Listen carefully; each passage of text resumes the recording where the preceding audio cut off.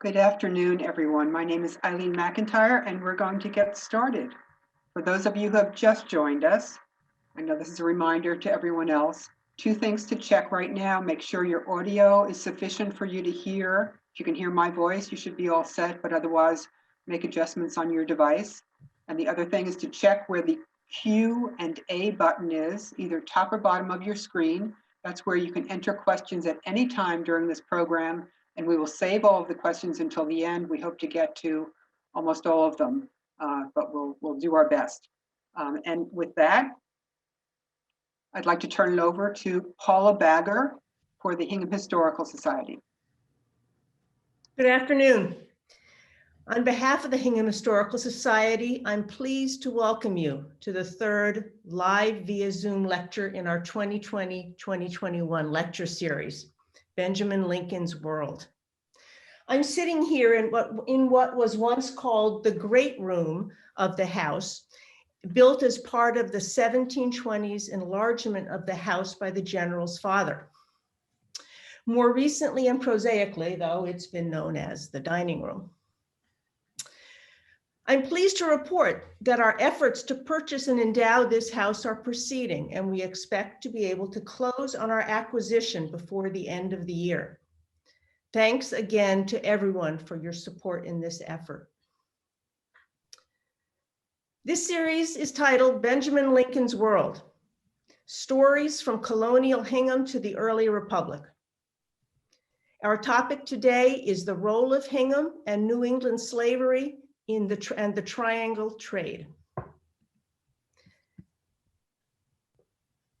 The Hingham Historical Society has a long tradition of supporting its members and members of our Hingham community in conducting their own research into important historical topics.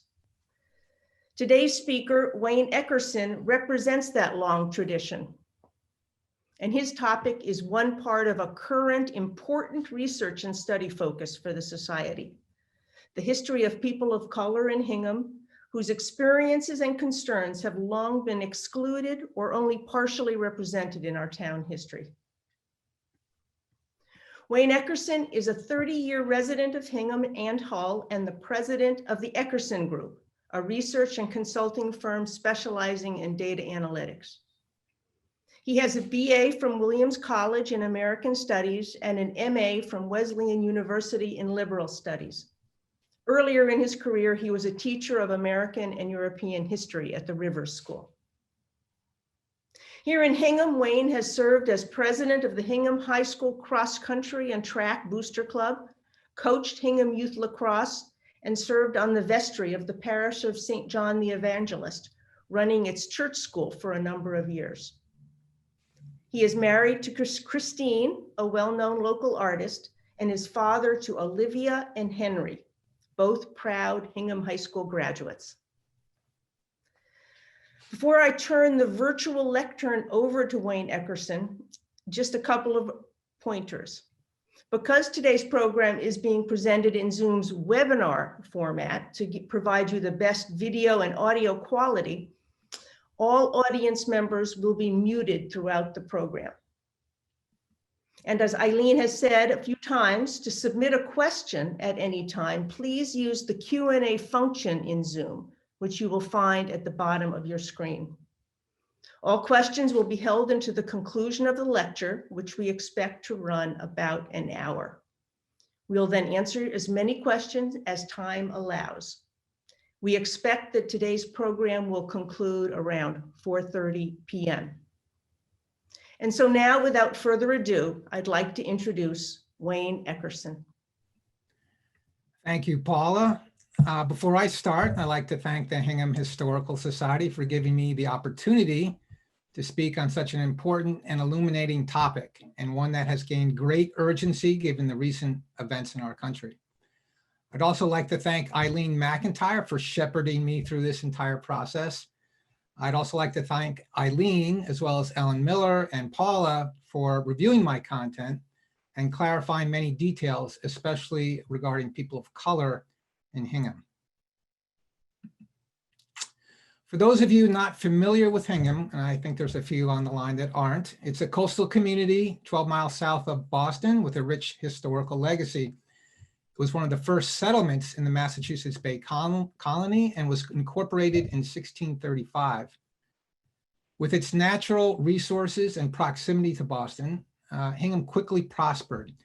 It has a rich architectural legacy with original colonial, Georgian, and federal style homes built by local merchants, ship captains, and shipbuilders.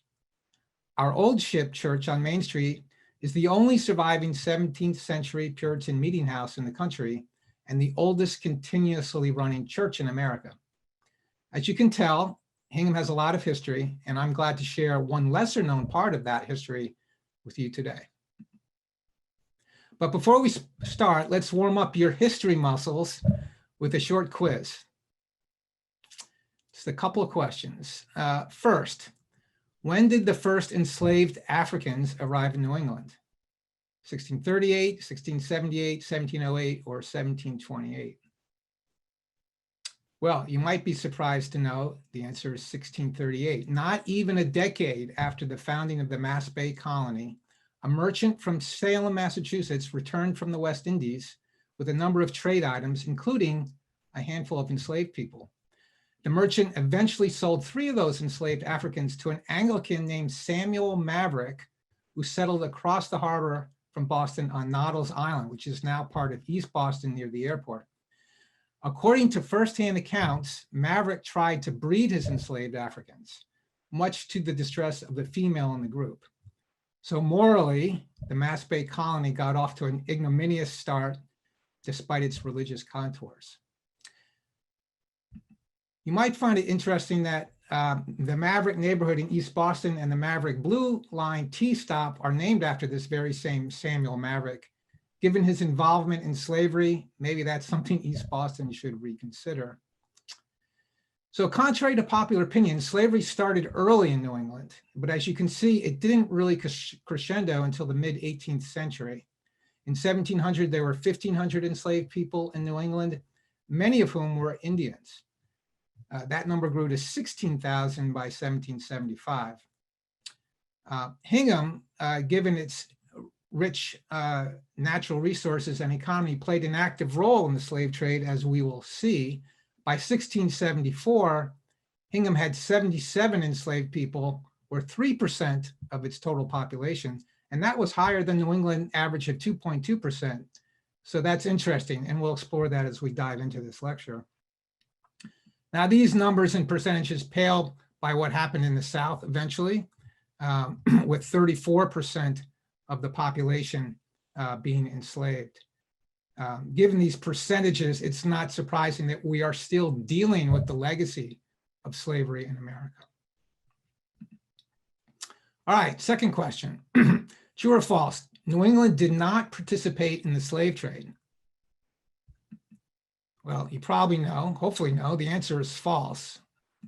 The unfortunate fact is that New England ran the slave trade. It was the engine of the slave trade.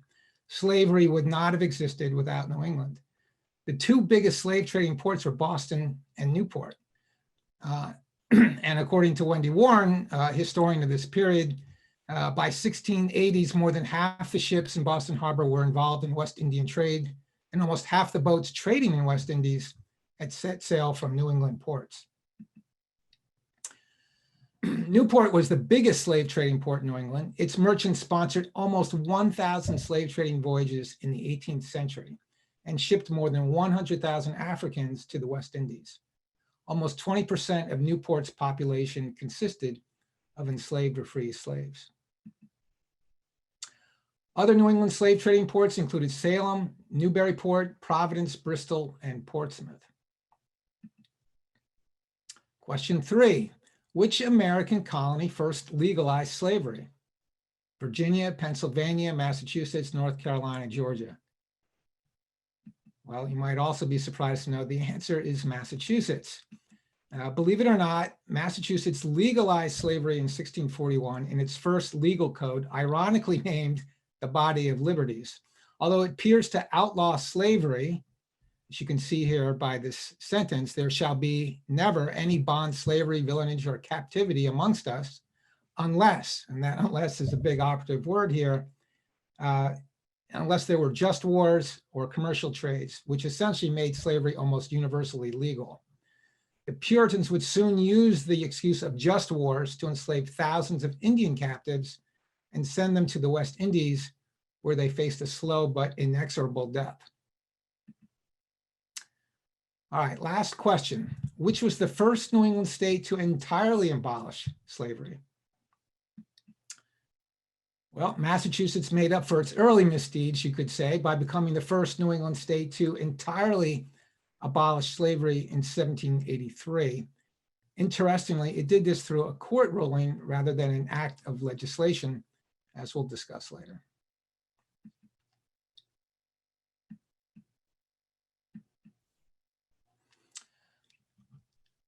All right, so let's now dive into the origins of slavery in New England. For me, this is a real head scratcher because slavery did not exist in England, where most of the early settlers of New England came from. So ultimately, this origin story is a multifaceted one. First, it's a story about English people who had no experience with slavery in their homeland, but embraced it with gusto in their adopted country. Second, it's a story about Puritans, a God-fearing English people who wanted to create God's kingdom on earth, a shining city on a hill, if you will. But in their pursuit of profit, they built it on the backs of enslaved people.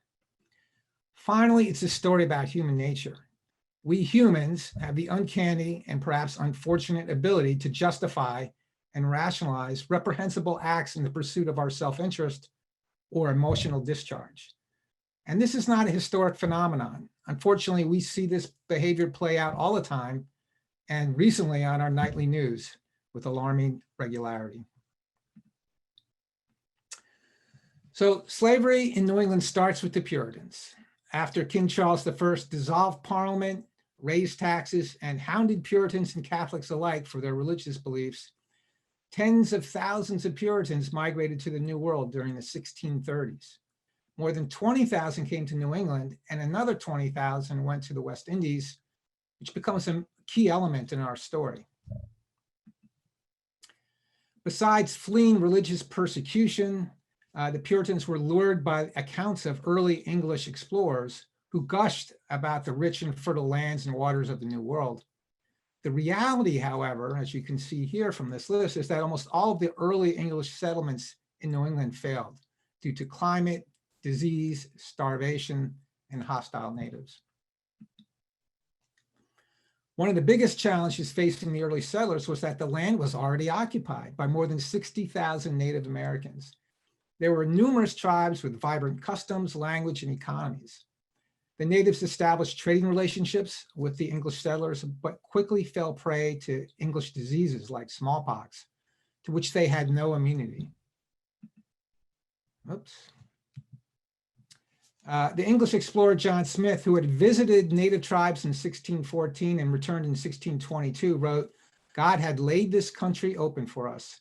Where I had once seen 100 or 200 people, there are scarce 10 to be found." The plague of 1616, which decimated coastal Indian tribes, created vacant lands that enabled the English, including the Hingham settlers, to get an important early foothold in the New World. So once settled, the Puritans faced four major economic challenges: land, labor, currency, and profit. So let's go through each of these quickly. Despite vacant Indian lands, there was not enough land to support tens of thousands of new settlers. After a generation, the proprietors of most Puritan towns, including Hingham, divided much of their common land amongst themselves, creating an early land-based gentry. Those who didn't win this lottery left in search of opportunities elsewhere. Second, labor. A big challenge facing the early settlers was lack of labor to do all the work required to establish and run a settlement, as you can imagine. Many brought indentured servants with them. Among Hingham's 130 original settlers, 30 were indentured servants. But these servants were expensive and departed soon after their tenure ended. To compensate, most settlers had big families averaging 8 children. But these large families later increased land pressure even more. Currency. Early settlers were desperately short of hard currency to buy manufactured goods needed to run a farm, raise livestock, and furnish a household. Early Hingham settlers sold timber, planks, and livestock to newer arrivals in exchange for silver, creating a Ponzi-like economy that depended on a perpetual influx of new settlers. And finally, early settlers wanted to rebuild their middle-class English life in the New World. This required a cash crop that they could sell for money, but none existed in New England unless you count the rocks. Hingham settlers, fortunately, had some advantages. There were many precious resources in Hingham. Foremost among them were the large pine trees on Mast Hill that could be turned into masts, planks, and boards for the early settlers. Those trees gave some early Hingham settlers enough money to buy land, set up mills, build ships, and begin trading with Boston and beyond. So, to all 4 of those challenges, slavery was the answer. The slave trade generated huge profits and badly needed currency. New Englanders provided ships and barrels to transport people and goods. Enslaved people provided cheap labor and a market for New England livestock, fish, and agricultural products. And the slave trade provided a market for Indian captives whose land the English desperately wanted. Now, the first enslaved people in New England were not Africans, but Native Americans. The Puritans fought 2 wars, the Pequot War from 1636 to 1638 and King Philip's War from 1675 to 1676, during which thousands of Indians were killed or sold into slavery. But these conflicts were more than just settling disputes. They provided the colony with new lands and a supply of cheap labor. Emmanuel Downing, the brother-in-law of John Winthrop and the first benefactor of Harvard College, in 1645 wrote his brother-in-law, governor of Massachusetts Bay, quote, "If upon a just war," remember, just war, "the Lord should deliver the Indians into our hands, we might easily have men and women and children enough to exchange for Moors, which will be more gainful pillage for than we conceive. For I do not see how we can thrive until we get into a stock of slaves sufficient to do all our business. You know very well that we shall maintain 20 Moors cheaper than 1 English servant." So the die was cast very early on for slavery in this pious Puritan colony. Now, things were going dandy for the Mass Bay colony in the 1630s. But all that came to a screeching halt in 1641 when the English Civil War broke out between the Puritan-led Parliament and King Charles I. The Civil War ended the Great Puritan Migration, and many settlers in New England decided to return home and join the fight. In the 1640s, Hingham's population actually declined from 700 to 400, some portion of which can be attributed to this reverse migration. Now, this reverse migration caused New England's economy to nearly collapse. Without new migrants, the new settlers had no one to purchase their livestock, timber, and agricultural goods, and no money to purchase new manufacturing and home goods. This fragile Ponzi-like economy was about to crash. Things were getting desperate. But then the Puritans found salvation in an unlikely place, a little island in the West Indies known as Barbados, where sugar production had just started to take off. And these Puritans were well positioned to take advantage of this new opportunity, since they had close ties with many Puritans who were already there and had migrated there during the 1630s. Sugar, finally, was the cash crop that the settlers, the investors in these trading companies, and merchants had long sought. The British colonists called it white gold because it was in such high demand throughout England and Europe. Consequently, planters planted every available acre on the island with sugarcane, leaving no room to grow their own food. That left a huge opening for industrious New Englanders to sell their surplus livestock, timber, and agricultural supplies. It was a match made I don't know, in heaven, but somewhere else, perhaps. So sugar and the enslaved people who harvested seemed like manna from heaven to the early Puritans. John Winthrop, governor of Mass Bay Colony, wrote later in life about this pivotal period. He said, quote, "It pleased the Lord to open to us a trade with Barbados and other islands in the West Indies, which proved gainful. So the commodities we had in exchange there for our cattle and provisions, as sugar, cotton, tobacco, and indigo, were a good help to discharge our engagements in England." So thanks to the West Indies, New England trade blossomed, extending well beyond the carrying trade that existed between England and its colonies, where ships carried people and manufactured goods to the New World and returned with New England resources, fur, lumber, fish wool, and whale oil primarily. Then when the West Indian trade opened up, New England ships brought livestock, lumber, fish, and enslaved Native Americans to the islands in exchange for molasses, hemp, indigo, cotton, and letters of credit, which they could transfer or exchange for actual currency in London, and a few African slaves. The New Englanders took molasses, which is a sugar byproduct, and turned it into rum, which they sold domestically and exported to Europe. They also used hemp for rope making, which was an early industry in Hingham. Things really picked up once New England merchants realized they could ship their rum to the west coast of Africa and trade it there for enslaved people. They took those folks to the West Indies, where they traded them for molasses. They repeated this cycle time and time again, hundreds of times, literally, and it became known as the triangular trade. So here's an example of one voyage in that triangular trade. The ship in 1752, the ship Sanderson, sailed from Newport, Rhode Island to the west coast of Africa with rum and African iron, which was a local currency. There it traded for 56 slaves, 40 ounces of gold, and 900 pounds of pepper. It then sailed to Barbados, where it sold the slaves and those goods. And with those proceeds, it purchased 55 barrels of molasses, 27 barrels of sugar, and bills of exchange worth 412 English sterling pounds.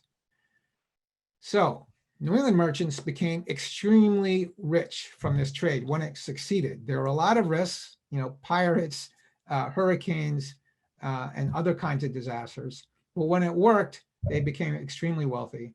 And with their profits, they built impressive colonial and federal style homes where they lived and purchased enslaved people to serve as household servants and laborers for themselves. Now, most of you have heard about the barbarity of slavery and the slave trade. The harsh reality is that life expectancy for an enslaved person in the West Indies was just 5 years. With such high death rates, plantation owners had to continually replenish their stock of enslaved people to operate their plantations, which meant this slave trade kept going on and on and on for decades, more than decades, centuries. The Reverend Morgan Godwin, an Anglican minister who served in both Virginia and Barbados, comments on the barbarity of the slaveholders. He writes, quote, "Their frequent emasculating, amputation of legs, cropping off of ears and heads too, and scant allowance for food and clothes, and often no less working than starving them to death, and their unmerciful correction of them." More brutal than the practice of slavery was the Middle Passage, quote unquote, from Africa to the West Indies, where it's estimated 20 to 30% of the enslaved people died en route, and many committed suicide by jumping overboard. Conditions were so bad that the white crew often fell prey to disease as well, which they called the White Death. And in a twist of irony, ship captains of these slave ships enlisted free slaves as crew, since those enslaved people were immune from the diseases that were rampant upon these ships. The majority of the enslaved Africans ended up in the West Indies working on the sugar plantations, but a few made their way to New England, usually the young or elderly or infirm that the plantation owners didn't want. They pretty much wanted able-bodied males. So these people were often referred to as remainders. Those are the ones who came to New England in twos or threes generally. Occasionally, rich merchants or ship captains made special orders, such as this 1930 request from Peter Faneuil, the richest merchant in Boston, who owned a slave trading ship called the Jolly Bachelor. He writes to his ship's captain, quote, "Bring me, for the use of my house, a straight-limbed Negro lad about the age of 12 to 15 years and of a tractable disposition." There is now a movement, recent movement, to change the name of Faneuil Hall in Boston due to Peter Faneuil's involvement in the slave trade. New England quickly became dependent on a slave-based economy, as you can see by the number of professions associated with the slave trade listed here. Historian Jared Ross Hardesty writes, as much as 40% of the economic activity in New England derived from West Indies sugar production. It's quite amazing. And historian Wendy Warren writes, New England in many ways depended on plantation slavery. Those plantations were simply offshore. As the 17th century went on, Puritans focused as much on profits as piety, as you can see. Consequently, Boston, Newport, and other merchant towns grew very rich and independent, causing concern to the British authorities and sowing the seeds for American independence a century later.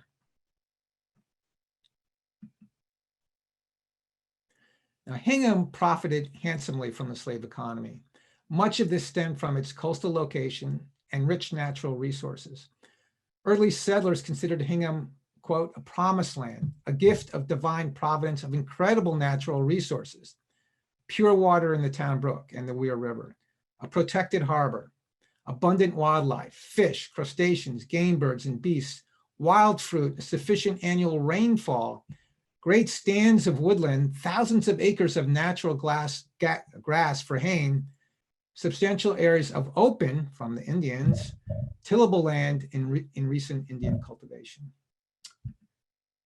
Hingham exports to the West Indies included lumber, livestock, fish, and grain. Our industries grew up around this. Shipbuilding became an important industry for Hingham. Lots of mills, and then coopers building barrels, hoops, staves, and eventually buckets, which gave us the name of Bucket Town. Hingham also had its own merchants. The leading one was Elisha Levitt, nicknamed Old Punk. Rhode Island played a huge role in the slave economy. Besides its merchants and ship captains, Newport had 13 rum distilleries. More than 30% of residents owned slaves, and many others purchased shares in slaving voyages. Everyone wanted to get rich, it seems. Besides rum distilleries, Newport merchants shipped large amounts of livestock and agricultural products from nearby farms in Narragansett County, pictured in orange here. Now called Washington County, this region was the closest thing New England had to a plantation economy.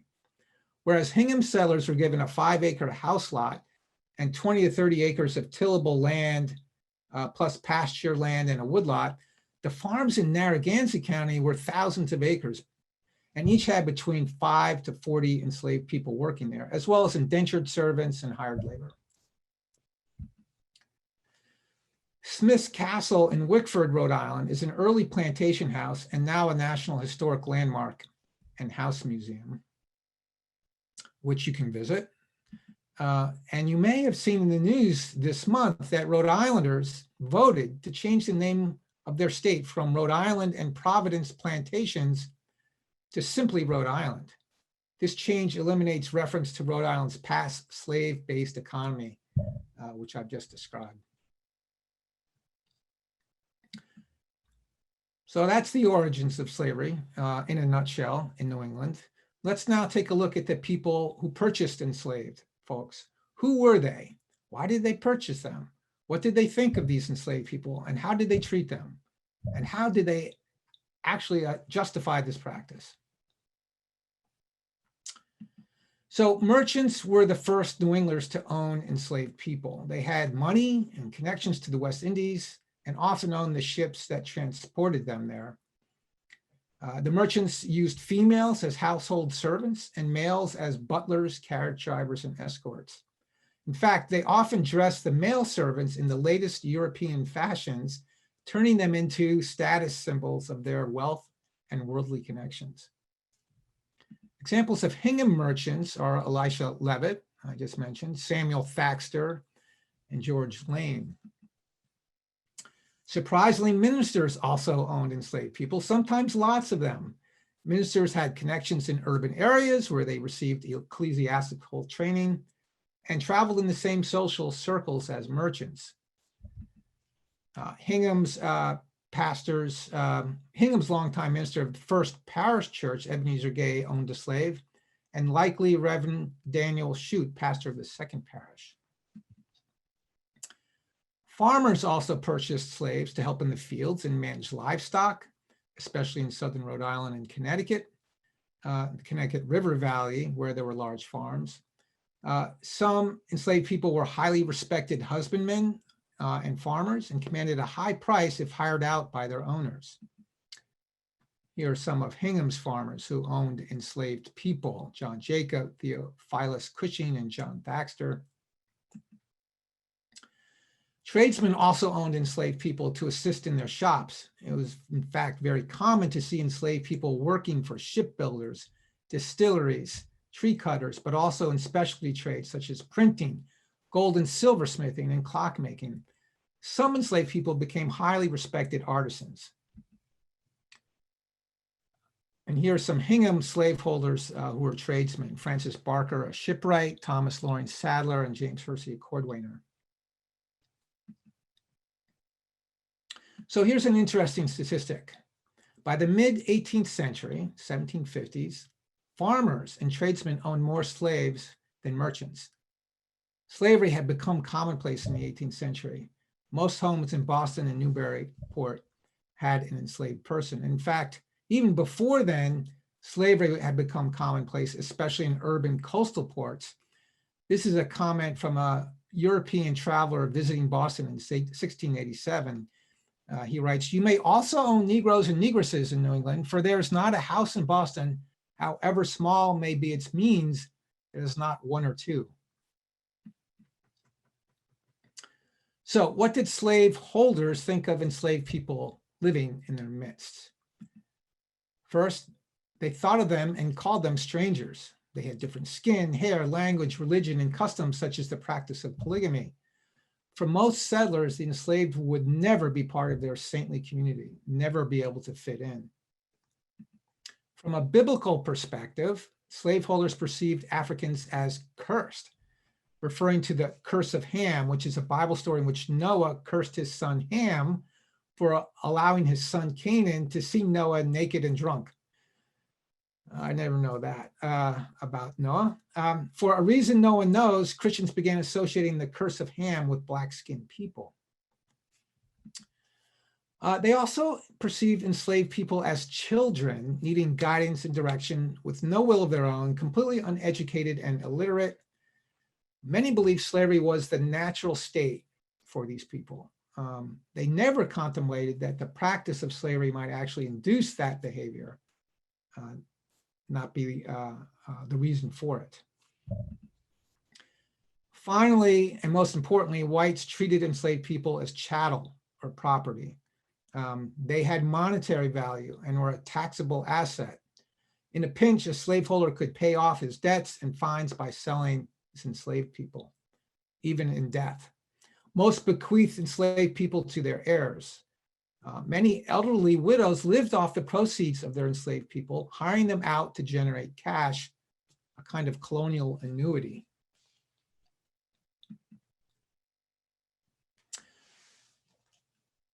Unlike in the South, slaveholders in New England often worked side by side with the enslaved. Good workers were highly cherished and often given large degrees of professional and physical autonomy. Reverend James McSparran, a minister in Rhode Island with seven enslaved people, he genuinely lamented the death of his, quote, first, best, and most principal servant, Stepney. Other enslaved people became respected artisans and artists, such as Peter Fleet, an engraver in Boston, Prince Demo, who painted this portrait of Hingham resident Christian Barnes that now hangs in the Hingham Historical Society, and Phyllis Wheatley, a gifted poet who at the tender age of 18 had to prove her talent before the leading men of Boston, including John Hancock and Thomas Hutchinson. Why? Why did she have to prove herself? Well, no one at the time believed that a Black person could write such exquisite verse. By the way, she passed with flying colors. On the other hand, enslaved people in New England were chattel, as I said. They were bought, sold, bequeathed, whipped, punished, prohibited from attending school, and often treated as sexual property. When finally given freedom, many chose to leave the region. Now, remember the Reverend McSparran from the previous slide? After the death of his beloved Stepney, he promptly sold Stepney's son, Junior, not a wonderful way to commemorate his beloved slave. He also whipped Maroka for courting men and getting pregnant and sold her offspring. He also whipped another slave, Hannibal, and placed him in pothooks, as you can see here. And that's how a man of cloth treated his slaves in New England. Imagine what others did. Slaveholders viewed slaves as working assets. They valued hardworking enslaved people and punished slow or lazy ones. Pregnant slaves were a liability since they were less productive. Many slaveholders prevented their enslaved people from courting or marrying and sold their children as soon as possible, as I mentioned. However, sometimes slaveholders sold children to cover up the sexual impropriety of their sons, who often viewed female slaves as their own sexual property. Sadly, slaveholders freed their elderly slaves. Although sounds like a good thing, it wasn't. Many slaveholders simply wanted to dump these quote unquote, unproductive assets. This became such a problem that many states required slaveholders to post a bond before freeing a servant in case that person could not support themselves.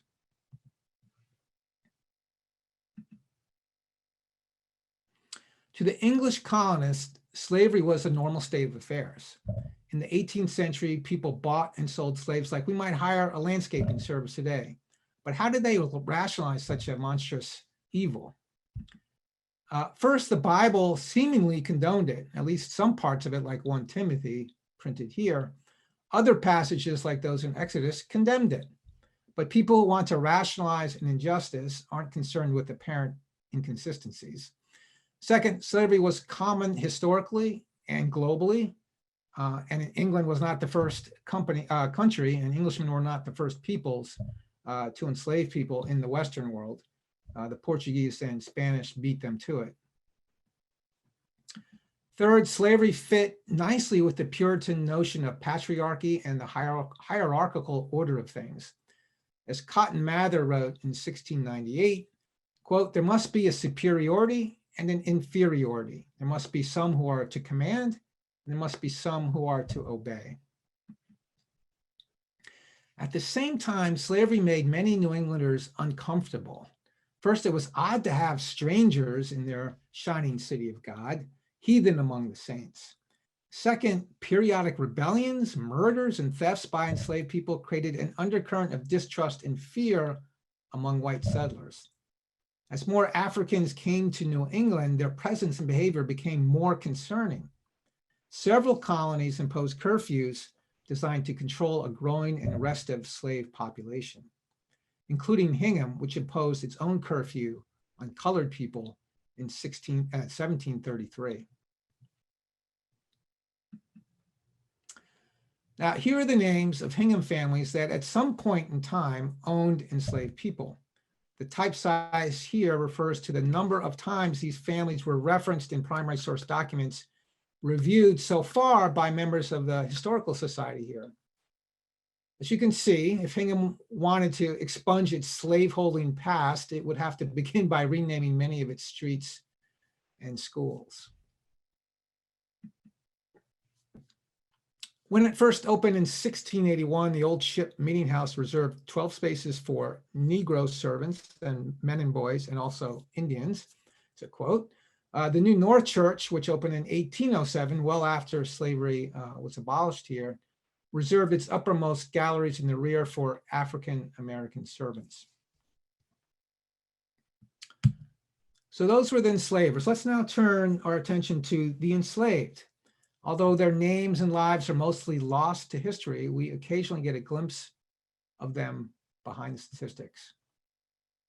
In the early days, Native American women captured in quote unquote just wars were enslaved servants, while their husbands and fathers were shipped to the West Indies, where they faced that slow, inexorable death. Many natives rebelled or killed themselves rather than submit to white man's slavery. The Native Americans did not make great slaves. They were too rebellious. Carolina Indians were captured from Spanish missions. They already knew a trade and thus were highly prized, but they also were extremely rebellious, and most New England colonies prohibited their importation. Creoles were Africans born in the West Indies who could speak English. They were highly valued as well because they could quickly learn a trade or serve as middlemen between the slaveholder and the enslaved members of the household.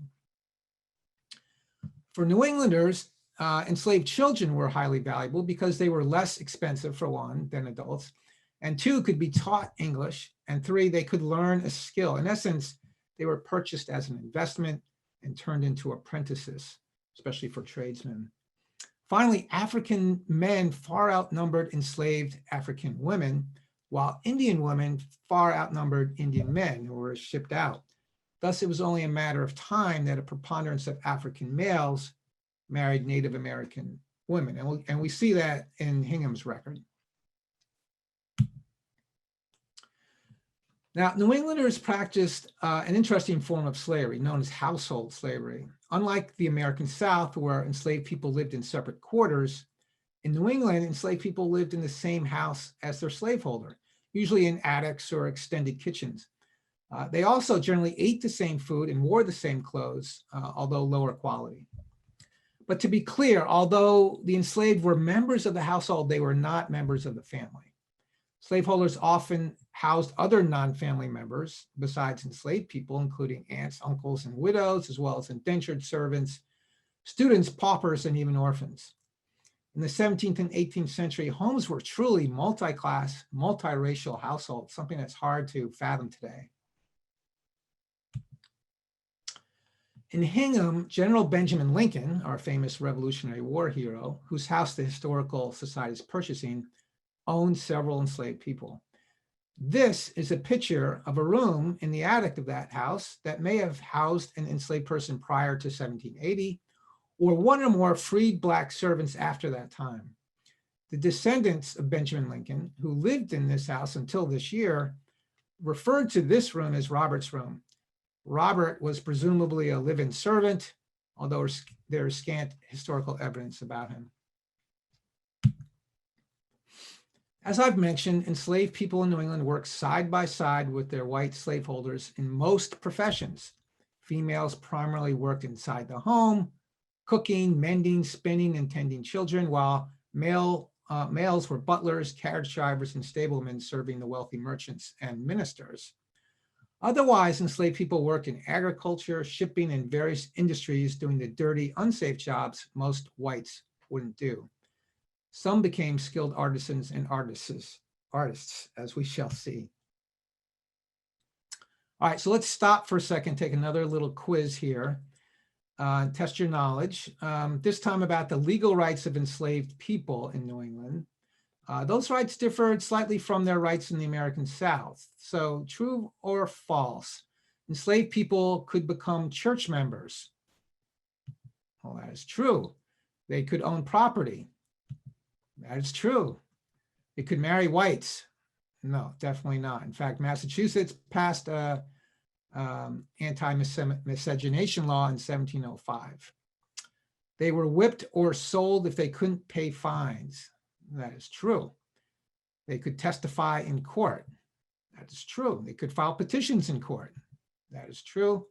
They had to right to life. In other words, if they were killed, the person who killed them would be punished. That also is true. They could serve in the militia. That is false, with a big asterisk next to it, because although whites did not want to arm enslaved people with weapons and train them, fearing an uprising, but in times of war, they are actually recruited in the French and Indian War and eventually in the Revolutionary War. But in peace times, in lieu of militia training, which is required of all adult males, they had to work on public properties like roads and public buildings. As the population of enslaved people grew in New England, there were more opportunities for them to socialize with each other. Most socializing happened at night. As Wendy Warren writes, 17th century New England was dark at night. But for captive people, night meant free time and unmonitored space, an invisible world of opportunity. Blacks gathered frequently in taverns or in private homes when slaveholders were gone. As you can imagine, these gatherings could become quite lively, a chance for enslaved people to forget their condition. One slaveholder whose slave had been missing for a few days found her in a nearby tavern with, quote, a dozen black gentry, he's and she's in a room in very merry humor, singing and dancing, having a violin with a store of wine and punch. Church was another social outlet for enslaved people.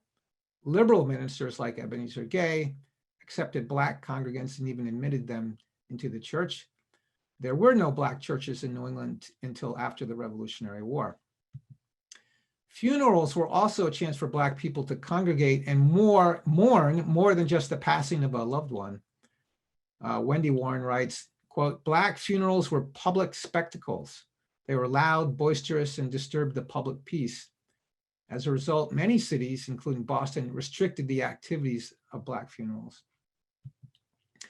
Another safe space was Negro Election Day, a day-long festivity with dancing, feasting, and parades that occurred on the same day as Colonial Election Day, when whites elected their public officers. In their version of Election Day, the blacks were allowed to come together and elect a king or governor to represent them. These social spaces, few and far between, provide a much needed safety valve for an oppressed people living in a strange land. But for some enslaved people, these social spaces were not enough. Many ran away from vengeful masters, including Champagne, who ran away from Joshua Barker of Hingham. As this advertisement says, Champagne was about 35 years old, a slim, handsome-made fellow, about 5 feet 8 inches high. One of his ears had been bored for a jewel, and the hole broke out. He speaks good French. He carried with him a scarlet cloth turned up with yellow, a blue cloth coat, a silver laced hat, buff leather breeches with sundry other kind of clothing. So it appears that Champagne was quite the dandy, and it would have been very interesting to see him walking the streets of Hingham.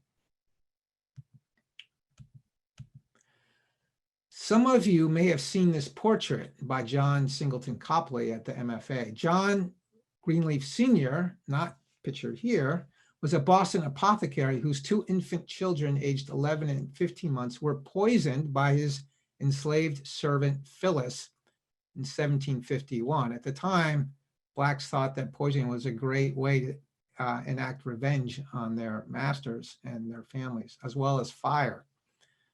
To deal with his grief, Greenleaf commissioned Copley to paint portraits of his deceased children. And this portrait is of John Jr., the infant son. So during the 18th century, there were several widely publicized cases of enslaved blacks murdering their masters or family members. And these events caused great alarm among the slave-owning public. What about the enslaved in Hingham?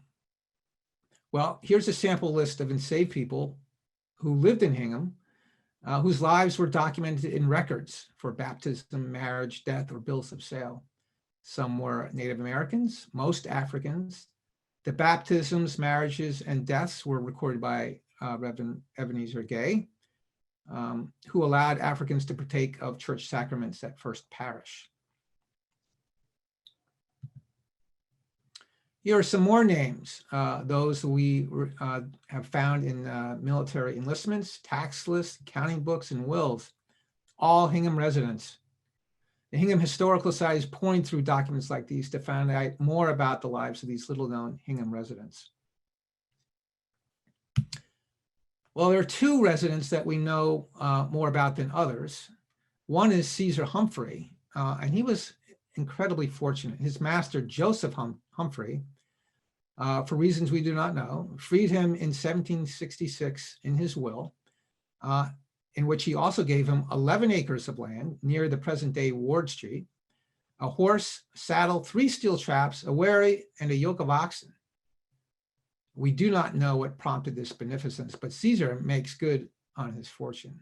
He marries Candace, an Indian woman, and has 4 children. One, Caesar Jr., lives with his common law wife, a white woman named Chloe Ward, presumably from the nearby Ward family. They tried to marry, but the marriage is crossed off on the records. I think someone realized they were running afoul of the anti-miscegenation laws. And their daughter marries James Tuttle, considered the founder of Tuttleville, a community of free blacks in Hingham at the intersection of Ward and High Streets. Pompey Barnes was enslaved by Cornelius Barnes, but somehow gained his freedom. He worked as a day laborer and lived at 15 Ship Street for a while with his wife Phyllis, whom he married in 1760. By 1768, he owns a house, 2 cows, 6 sheep, 8 acres of pasture, 1 acre of tillage, 3 acres of mowing land, and 2 tons of fresh hay. Pompey died in 1798, and in 1810, his wife entered the Hingham almshouse. Like all people, if given enough opportunity and material resources, freed blacks could establish stable families and communities. So we saw just 2 instances where enslaved people gained their freedom, but free men were the exception, not the rule, until after the Revolutionary War. What led to the emancipation of enslaved people in New England? Well, there were 4 main drivers, so let's go through each one. First, the rhetoric of the American independence movement in the 1760s and 70s awakened many people to the hypocrisy of slavery in their midst. Men like James Otis Jr., a Massachusetts advocate general, spoke forcefully for American freedom and man's inalienable rights, but he also voiced the hypocrisy of people demanding freedom for themselves while denying it to others in their midst.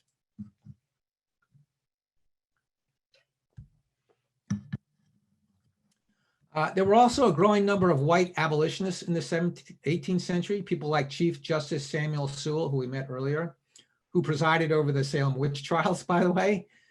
He wrote the first abolitionist tract in 1700, in which he used biblical stories like the selling of Joseph and passages from Exodus to discredit the institution of slavery. Unfortunately, his advocacy was roundly ignored. By the late 18th century, many Quakers, like Moses Brown, a former slave trader whose family founded Brown University in Providence, repudiated slavery and worked to abolish it, even as members of his own family continued in the slave trade. The Quakers were joined by some evangelical Christians, and their efforts gave birth to the abolitionist movement of the early 19th century. But free and enslaved blacks became their own best advocates. Activists like Prince Hall from Massachusetts worked tirelessly for the freedom of enslaved people. He filed dozens of petitions to the Massachusetts legislature. He founded the first free Masonry Society for African Americans and advocated for Black rights to an education and military service. Paul Cuffey, born on Cuttyhunk Island to a free Black man and an Indian woman, became a merchant and the wealthiest Black man in New England. He became politically active and, like Prince Hall, advocated for recolonizing free African Americans in Sierra Leone, a British colony established for that purpose. Free and enslaved Black men fought gallantly in the Revolutionary War, often side by side white soldiers. The Rhode Island 1st Regiment was an integrated unit that participated in the Siege of Yorktown, pictured here. George Washington, a slaveholder, finally improved the enlisting Black soldiers only after the British had done so, putting his forces at a numeric disadvantage.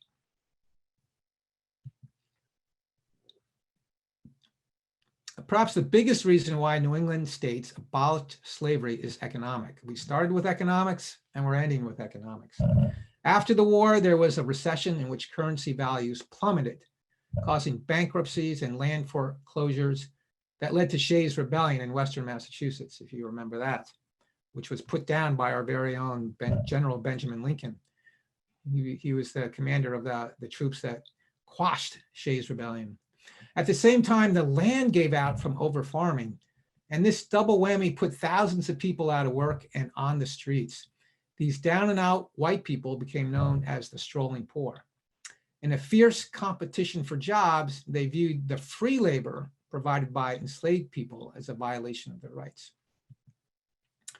In 1795, John Adams, the only founding father who did not own slaves, by the way, was asked why slavery ended in New England, and he replied, quote, "Common people would not suffer the labor by which alone they could obtain a subsistence to be done by slaves. If slavery had not ended, the common white people would have put the Negroes to death and their masters too, perhaps." Contrary to popular opinion, slavery did not end immediately in New England, except in Massachusetts, where a successful lawsuit by an enslaved person named Quock Walker stated that slavery was incompatible with the new 1780 Constitution, written, by the way, by John Adams, that stated all men are born free and equal. That was a quote unquote time bomb that John Adams inserted into the Constitution, expecting that lawsuits would happen around it and force the end of slavery in Massachusetts. Even though Massachusetts never passed a law abolishing slavery, in 1783 ruling effectively freed enslaved people in Massachusetts. Other states enacted gradual emancipation laws. For instance, Connecticut passed a law in 1784 that newborns are free, but only once they reach the age of 25 for males and 21 for females. Their parents, however, unfortunately, were still enslaved for life. So why did states pass such gradual emancipation laws? First, the states said they had no money after the war to compensate slaveholders for their property or support freed Blacks who became paupers. Also, the states had just finished fighting a war to protect property rights. Ultimately, that's what the Revolutionary War was for. So abolishing slavery to many of them seemed incongruous. Now, with the passage of these laws, the number of enslaved people in New England gradually declined, but it still took more than a generation for slavery to disappear entirely from New England. Now, you might think that emancipation was a good thing for enslaved people, and on the whole it was, but there were severe repercussions. For one, slaveholders realized that they would lose a valuable asset. So they began selling their enslaved people out of state to loyalist friends in Canada or trading partners in the West Indies or the South. This became such a big problem that Rhode Island passed laws banning the practice. Seeing an opportunity also, many unscrupulous New Englanders kidnapped free Blacks and sold them into slavery. And Massachusetts passed a law in 1788 prohibiting that practice. Even worse, the strolling poor began latching on to a new perception of Blacks as biologically inferior.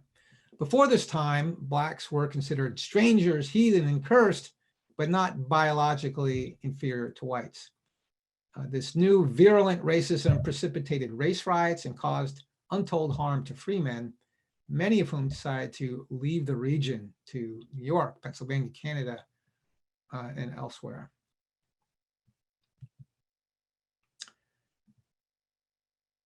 Even white abolitionists, starting with Samuel Sewall in 1700, all the way to Abraham Lincoln in the 1860s, harbored racist perceptions of African Americans. Although they wanted to abolish slavery, they didn't think Africans were their equals or that they could effectively integrate into white society. Consequently, many white abolitionists and Black abolitionists too, like Prince Hall and Paul Cuffey that we talked about, pushed for recolonization efforts.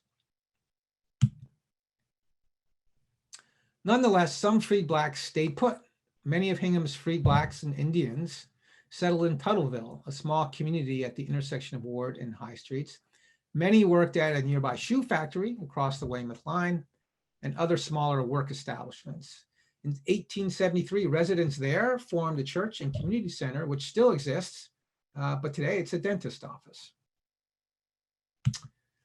So that was a whirlwind tour of slavery in New England and Hingham. Let me briefly summarize some of the main points. Slavery in New England, is about a pious people in pursuit of profit who embraced slavery. I don't know how to say it any other way. Also, New England was the engine of the slave trade. There's no getting around that. Slavery started early in New England, as we saw, and soon in the 18th century became very commonplace. Hingham had a larger than average enslaved population. Both Africans and Native Americans were enslaved. In New England, household slavery was the norm, where the enslaved worked side by side with whites. And finally, slavery gradually disappeared after the 1780s. So with that, I will turn this over to Eileen and Paula, and we will take your questions. Thank you for listening. Thank you, Wayne, and we will give you a more robust thank you as we get through some of the interesting questions that have come in. Some of the questions I'm going to direct to Paula because of her familiarity with some primary sources that you relied on that had been researched by a working group within the society. So a couple of questions about primary source materials. Let me get to them. Question one, other than inventories, day books, wills, and written communication, is there any physical evidence common to determine slave ownership in New England in the 18th century? Paula, would you like to comment on evidence of slave ownership, what the source material available is? Sure, there are many of the types of documents that were on the slides that Wayne went through. Church records, government records. There were both colonial censuses and then, of course, when the United States was founded, there were our federal censuses. Tax lists and valuations.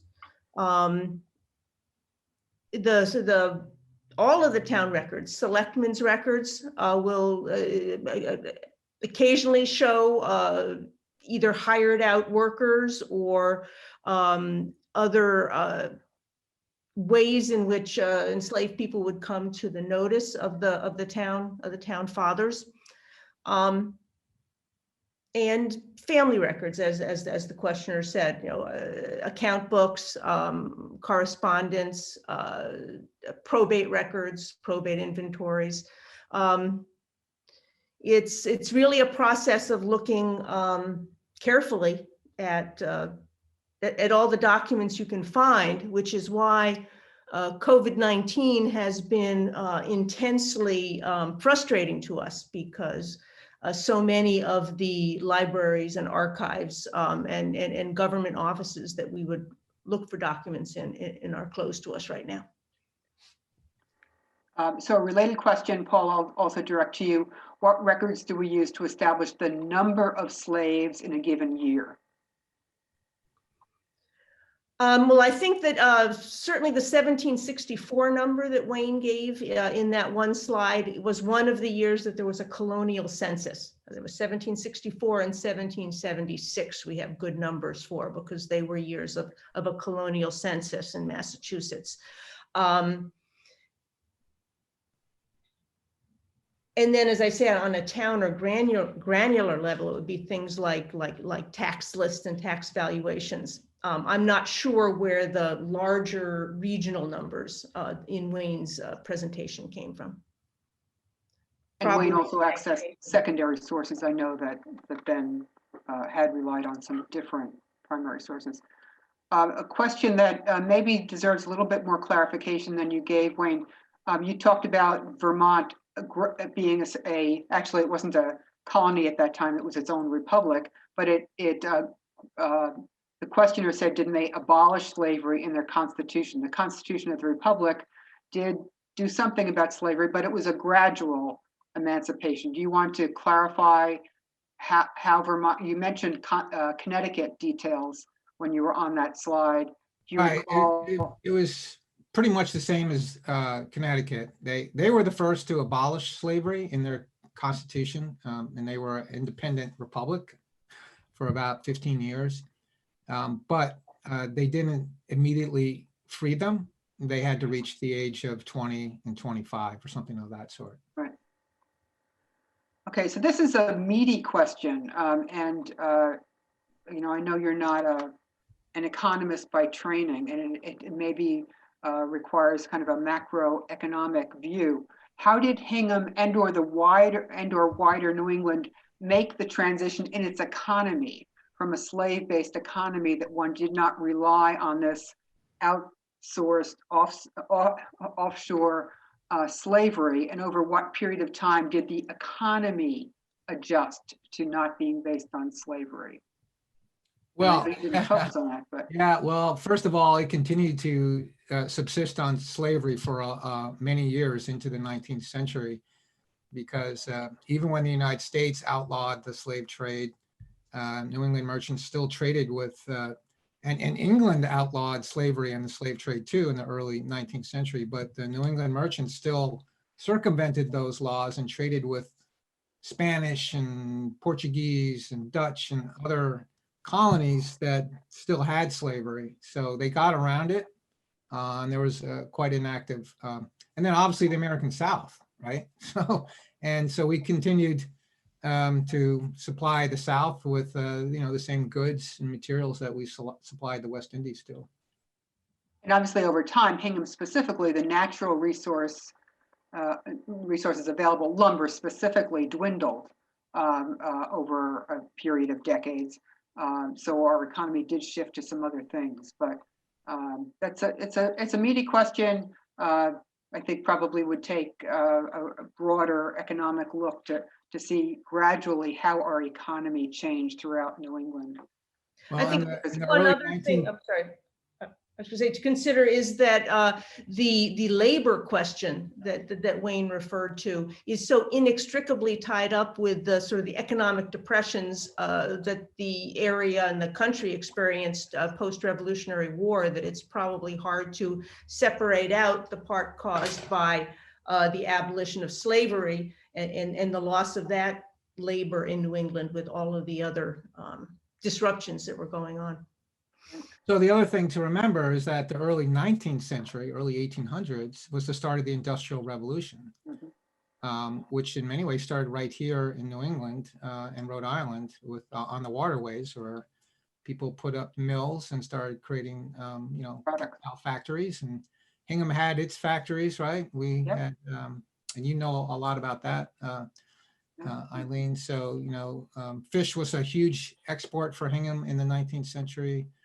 Buckets and, you know, barrels and things of that sort, and cloth, cord, rope, you know. So we built a lot of industry in the 19th century. Maybe that's the next talk. Yeah, it could be. Industrial. So this question came in early, and I think you talked a bit about the churches and the fact that there were baptisms and marriages at First Parish, for example. The questioner said, did you know that William Shirley registered all of his slaves as members of King's Chapel in the 1740s? So it was a point of information, but do you want to elaborate on how churches treated enslaved people? Yeah, Paula might want to contribute, but I think it varied.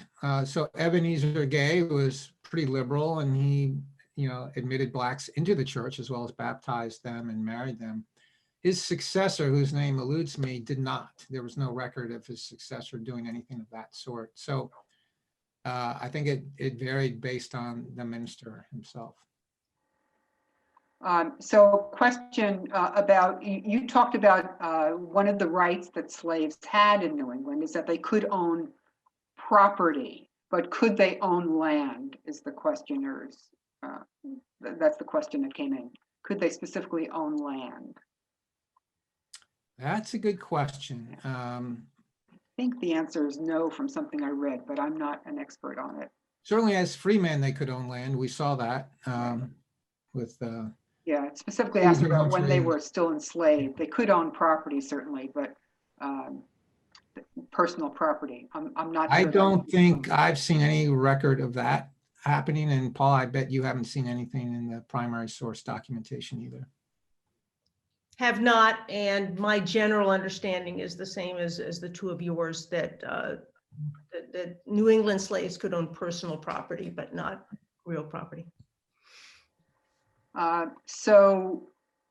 Okay. By the first federal census in Massachusetts, slavery was already illegal. Was there a colonial equivalent? I guess the question is, was there a colonial equivalent to the census? Well, we do have some census. Yeah, census records. The general court ordered colonial censuses at, it's not regular 10-year periods like our federal censuses are. And it's interesting to see, because in the 1790 census, the federal census has various different categories, one of which is slaves, because it's a federal form, but there are no slaves in the answers in the Massachusetts census. But the census otherwise was adult white males, minor white males, women, white women, and then all other free people. And the people of color were all in the all other free people category in Massachusetts' 1790 census response. But we don't know if early colonial records specifically the colonial census did count slaves, and that was, for instance, the 1764 figure that right.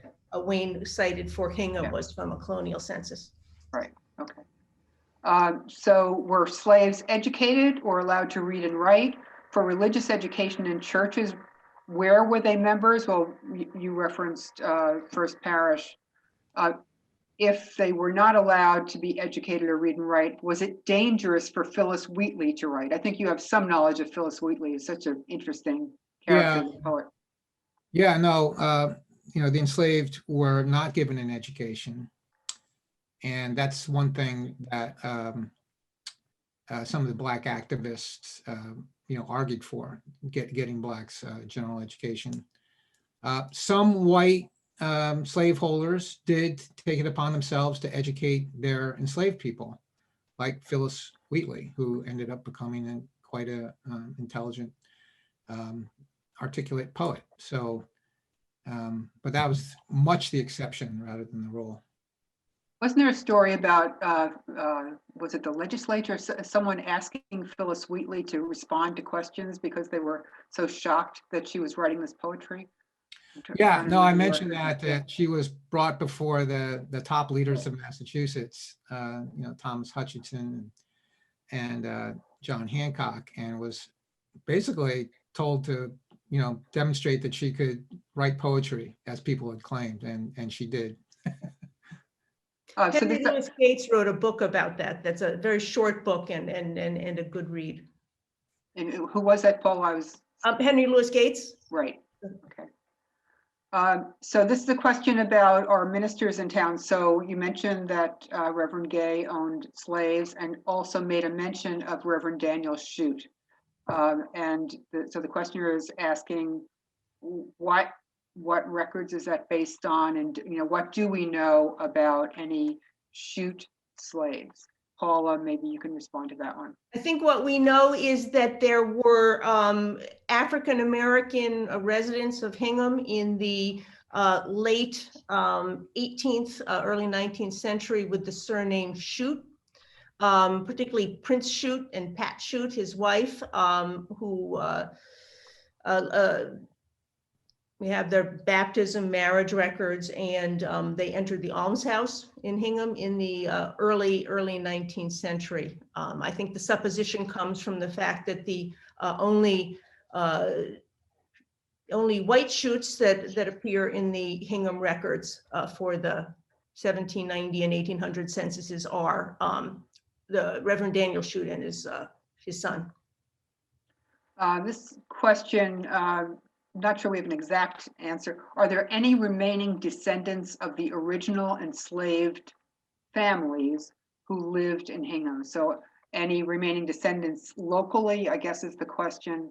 I know there are descendants of the Tuttle family broadly on Ward Street, but we don't know if their ancestors were ever enslaved.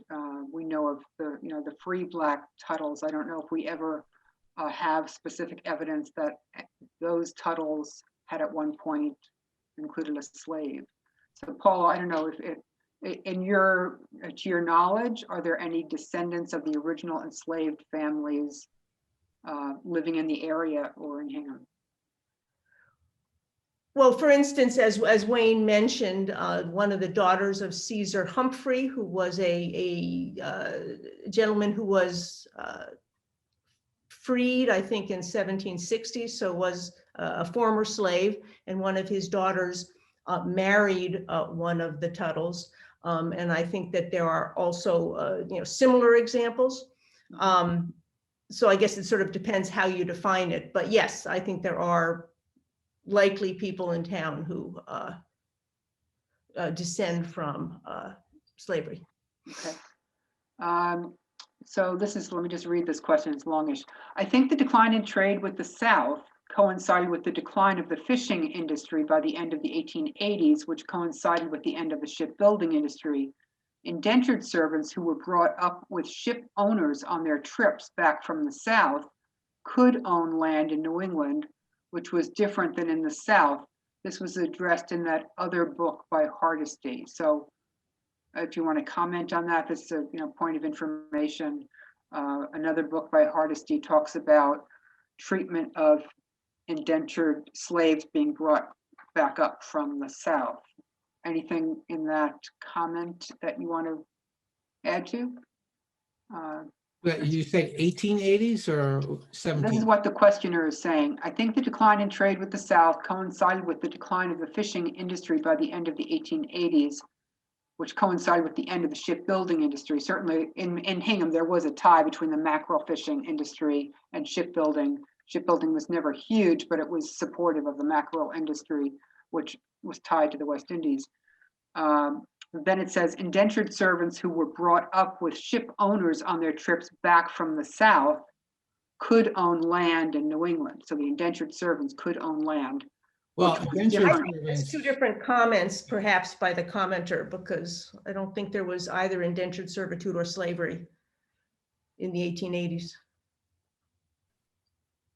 So I guess it was meant as a point of information, but it's a little confusing to track it. Yeah.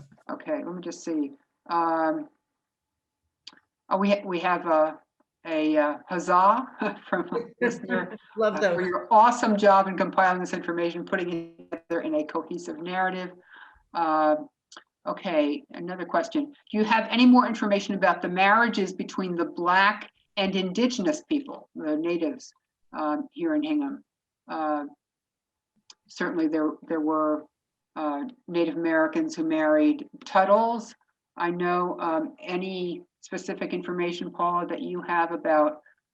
I can only comment on the micro level. Certainly, the ministers, Ebenezer Gay, Daniel Shute, Henry Ware, would indicate in the records the race of the people they were marrying, if it was other than white.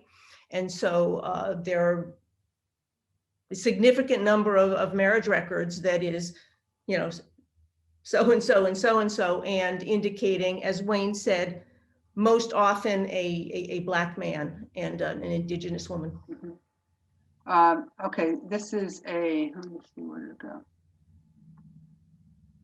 Someone asked if there had ever been conversation about renaming any streets, for example, in Hingham or in the area that were associated with slave owners.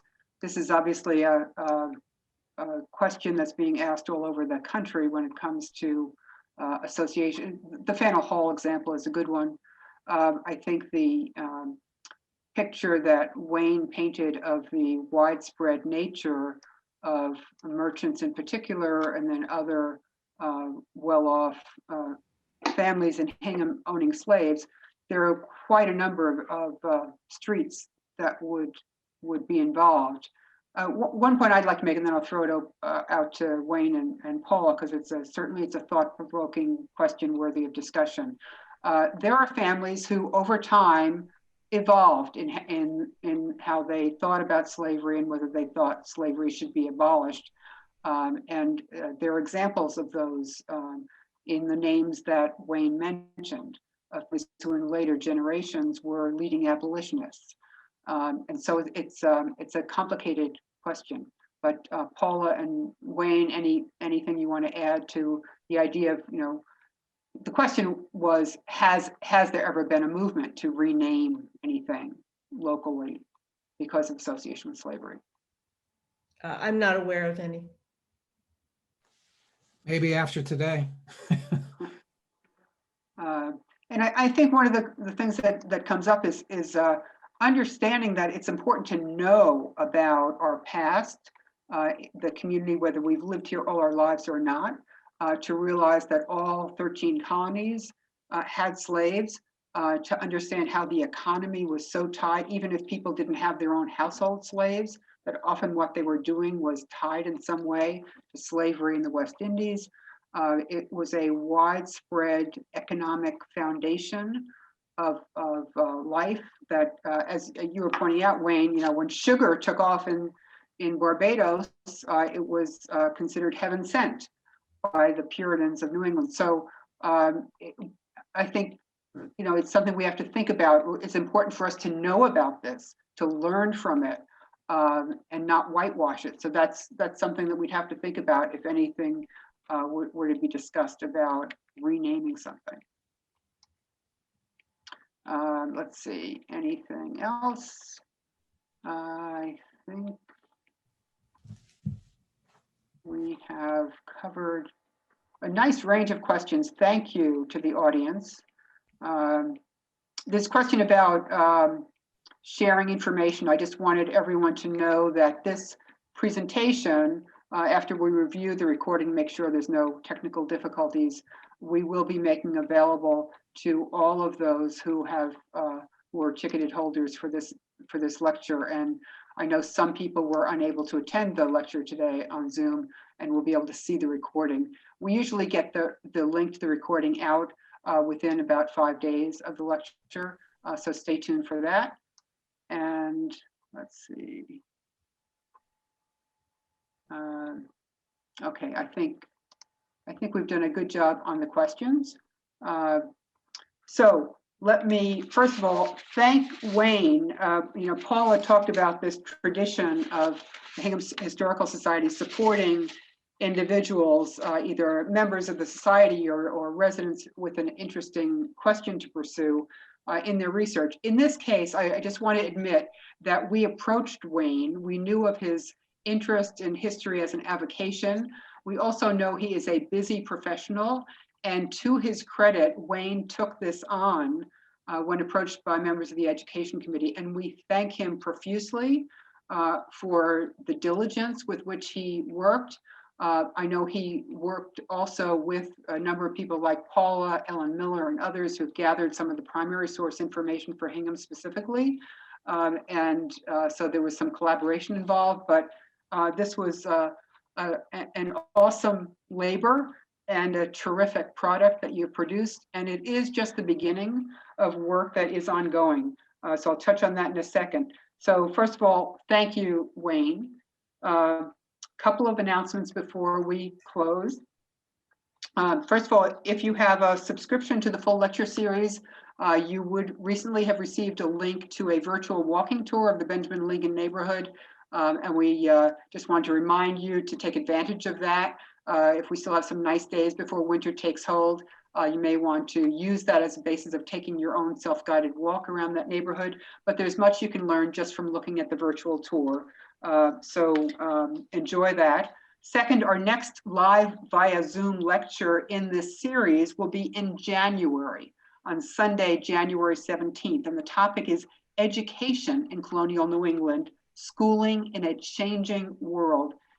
Based on what I've already heard from Andy Hertig, who's researching this topic, it should be quite fascinating and interestingly quite relevant to today, where the role of education and the shifting that is going on because of COVID, the role of parents versus teachers and formal schools, it will sound very fresh, I think, when you hear what Andy's putting together. So Andy Hertig is the retired Dean of Faculty and the chair, and was chair of the history department at Phillips Exeter Academy. So he has great grounding in history, and we look forward to that lecture again, Sunday, January 17th.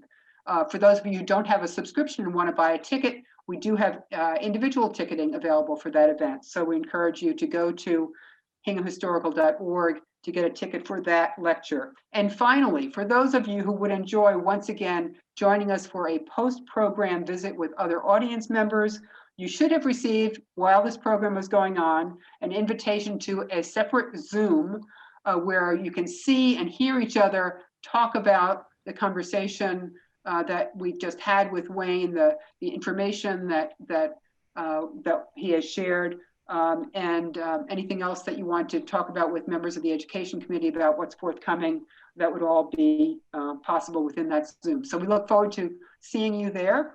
And with that, I thank you all. Thanks to Paula as well as Wayne for your answering all these questions. And Wayne, once again, a big round of applause for you. Thank you so much. My pleasure. Thank you.